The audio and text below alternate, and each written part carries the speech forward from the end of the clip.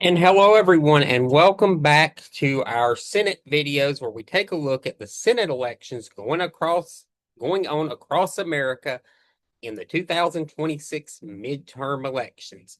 And today we are looking at the state of Colorado, a seat currently held by the Democratic Party and Senator John Hickenlooper. Senator Hickenlooper is in his first term. Senator Hickenlooper was elected to the Senate in 2020, and his margin of victory for his first term was just over 9%. In that election, Senator Hickenlooper defeated the incumbent senator to flip the seat from red to blue. In 2020, Joe Biden ran slightly ahead of Hickenlooper in Colorado, winning by 13%. In 2024, Vice President Harris' margin of victory in Colorado was just under 11%. So slightly down in Colorado as it was across the nation from Biden's margin in 2024. Let's take a look at the two nominees. Senator Hickenlooper, of course, is the Democratic incumbent, and he is, as I said, serving in his first term. Prior to becoming senator, Hickenlooper served 2 terms as governor of Colorado, serving from 2011 until 2019. Shortly after leaving office, Hickenlooper announced his run for president in 2020. But the race was short-lived, and he seemed reluctant to get in the Senate race against then Republican Senator Cory Gardner. But after dropping out of the presidential race shortly afterwards, Hickenlooper jumped in the Senate race and easily won the Senate seat.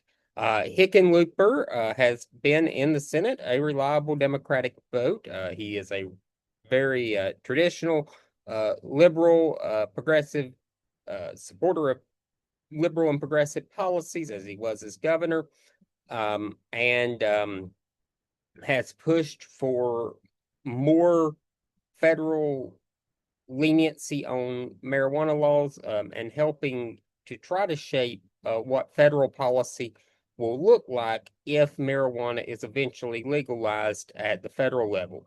Hickenlooper was governor of Colorado in 2012 when voters approved a ballot initiative that legalized marijuana. Hickenlooper had been opposed to the ballot measure, but after its passage led to the implementation of Colorado's legalization of marijuana and has been credited with crafting a very good outcome in Colorado to the legalization of marijuana. They were one of the first states to legalize recreational marijuana, along with Oregon in 2012. Hickenlooper, as I said, flipped the seat from red to blue.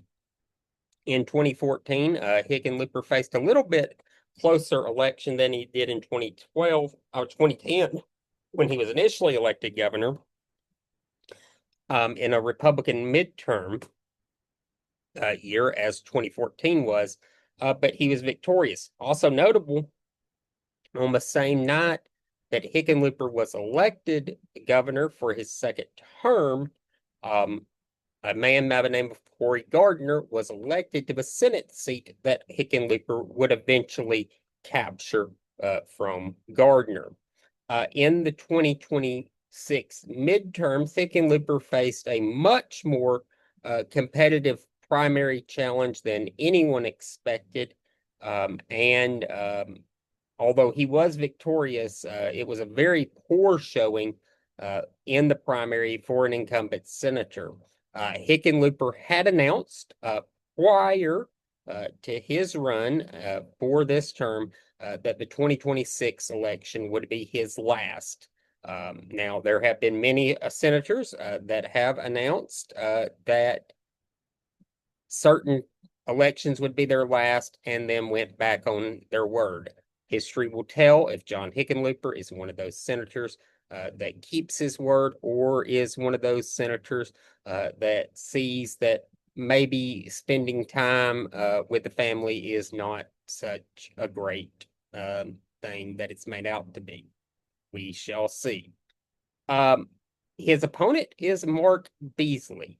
Mr. Baisley initially announced in 2026 that he would be running for governor of Colorado, but he suspended his campaign in early 2026 and instead decided to challenge Hickenlooper for the Senate. Currently, Mr. Baisley serves in the Colorado State Senate, and prior to that, he served in the state legislature. Mr. Baisley is a very conservative Republican and has promoted various conspiracy theories about the 2020 election. So Mr. Baisley is very much in the Republican mold of the Trump wing of the party. Let's take a look at the two primary totals. The Democratic primary saw a very robust turnout, just under 900,000 voters voted in the Democratic primary, and just over, 895,000 voters voted in the Democratic primary, and just over 445,000 voters voted in the Republican primary. So a 66-33% split on those totals. As I said, the Democrats had a very competitive senatorial contest. They had a very competitive gubernatorial election and primary. The governorship is open, and they had several competitive congressional primaries. How do I think this is going to turn out?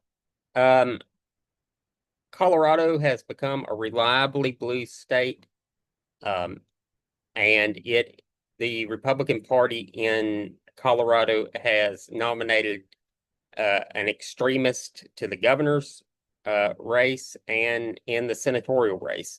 And I do not see any scenario in which the Republicans, in a year that favors Democrats, being able to break through in a state that Harris won over 10%. This is just not the year, if you're a Colorado Republican, that you're going to flip this seat, especially with Mr. Baisley as your candidate.